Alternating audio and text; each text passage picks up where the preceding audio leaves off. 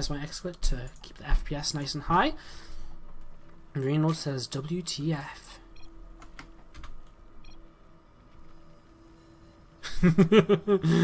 Oh, MarineLorD. Did I okay, I did take the overlay off. Alright, let's introduce our players to the upper right hand corner from Team Property.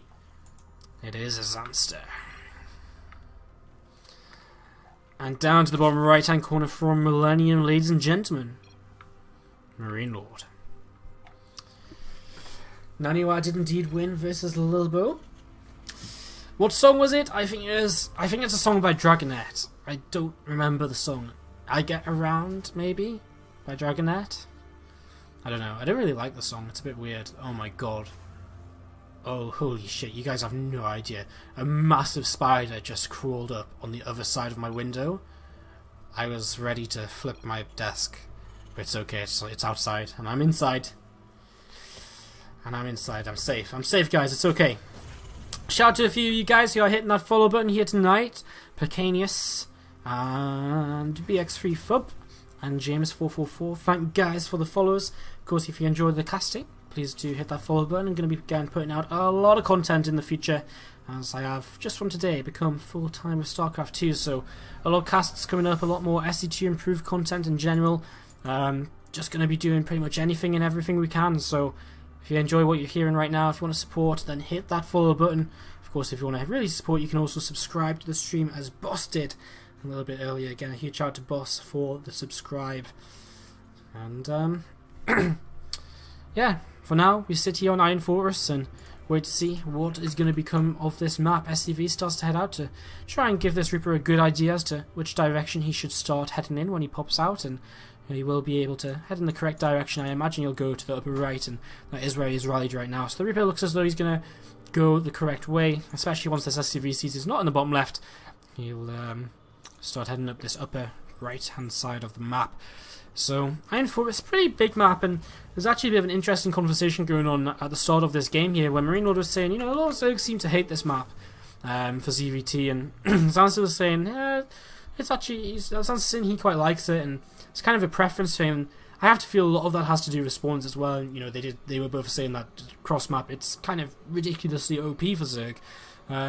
But here in vertical spawns, I think it's fairly okay. I think the fourth base can be quite interesting to take as a Zerg player, and of course the Terran can, of course, you know, expand forwards towards the Zerg in this sort of position, which is really great for rally pushes forwards. So we'll see what happens here, and we'll see if MarineLorD does decide to play a bio style of play in this game, or whether he might decide to play mech. Definitely something we've seen him do before.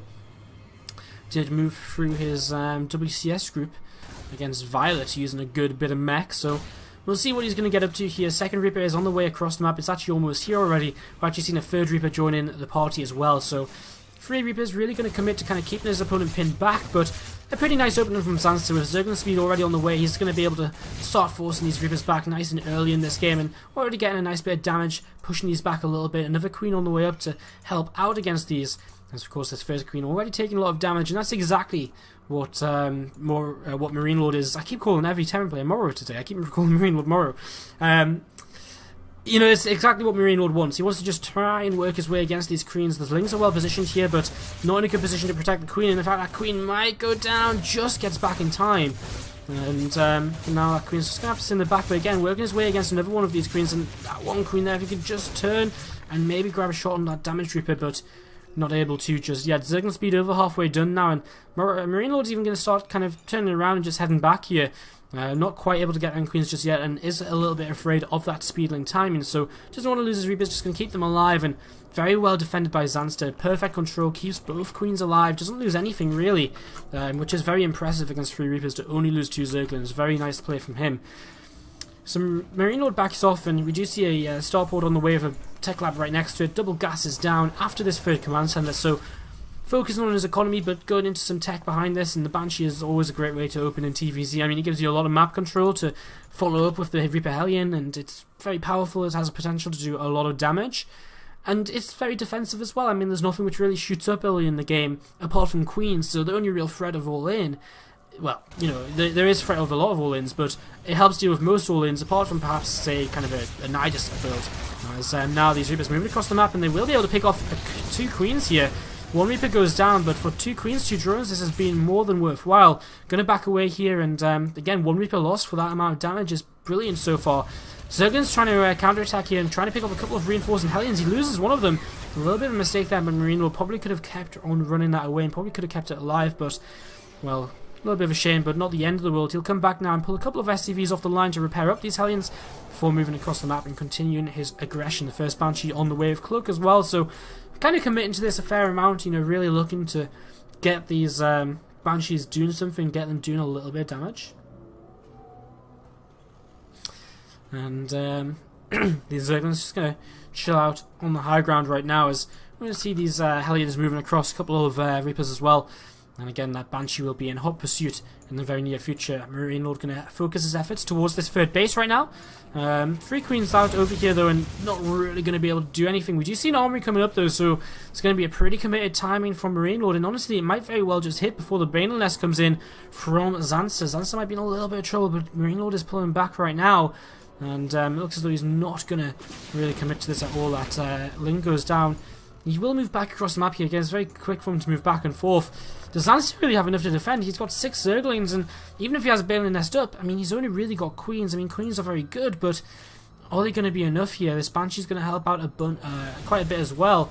6 Queens, and I guess he's got Transfuser, so I guess he's probably going to be alright here. Lair on the way, so no detection over towards this third base just yet, but it's going to take a long time for, you know, 1 Banshee to work away against all of those Queens, and this time the Ling run by is defended by the wall office. These Hellbats start to move forwards, and there's a Spine Caller here, and I think very smart by MarineLorD to pull away and stop chasing these Queens away and just move towards the third base instead. Look to see what damage you can get done over there.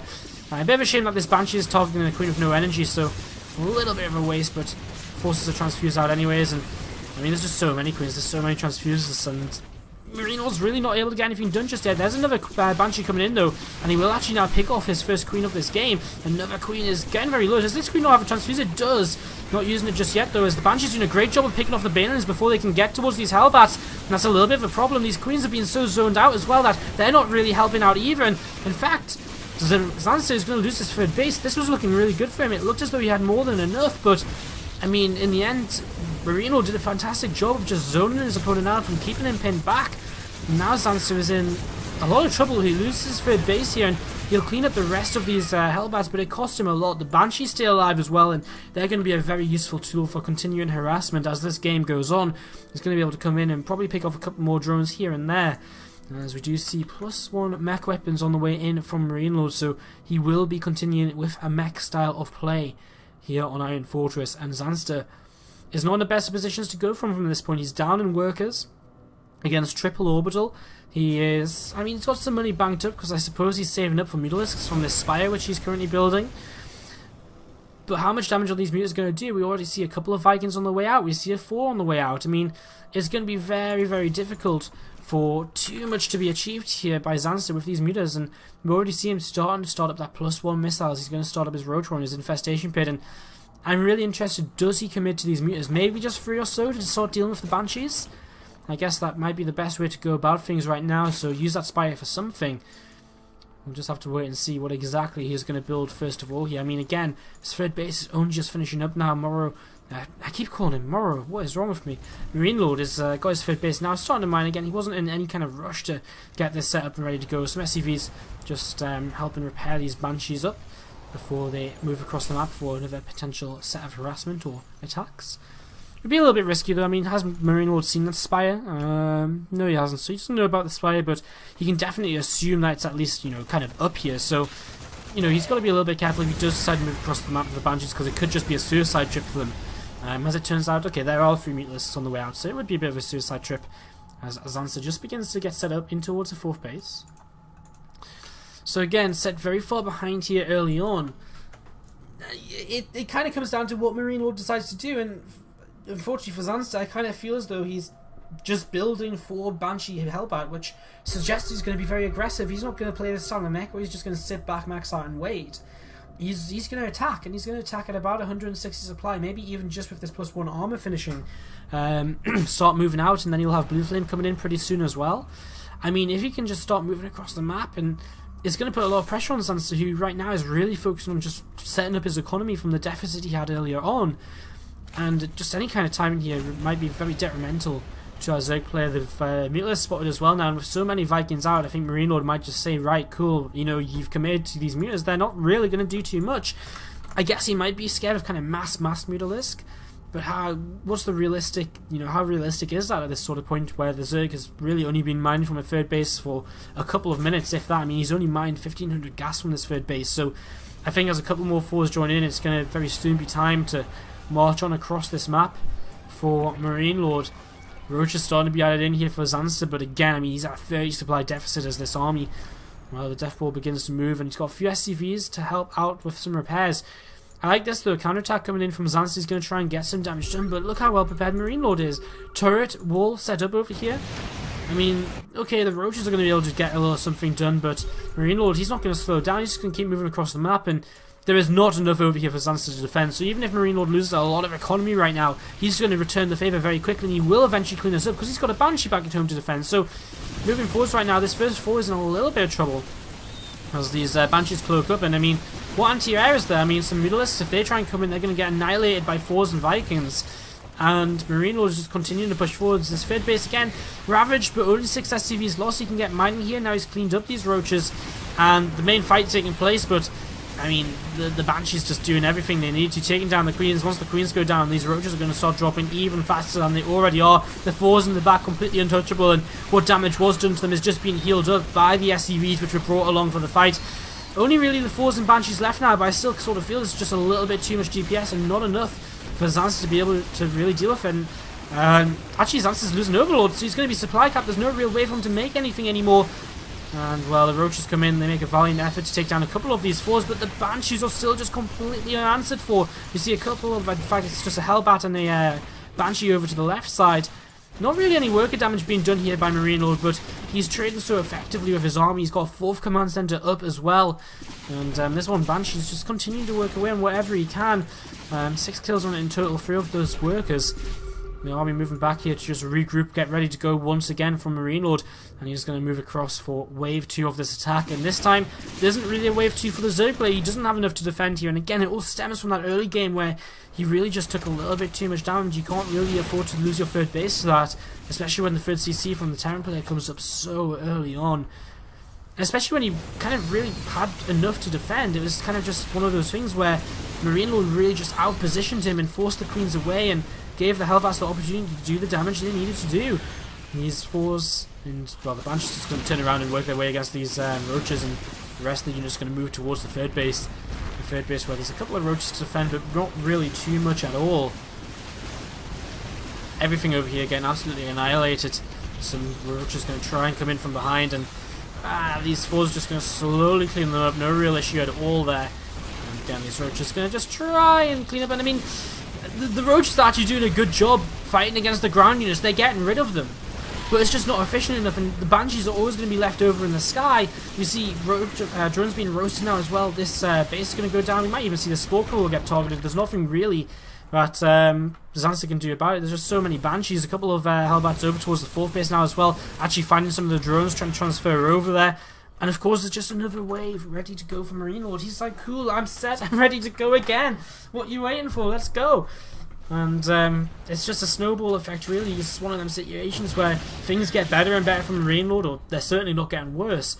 And things are getting much, much worse as every second passes by for Zanster, who is kind of down on workers against his opponent. Only by 1, but you've got to remember, triple orbital available to the Terran player. He's now on 5 bases.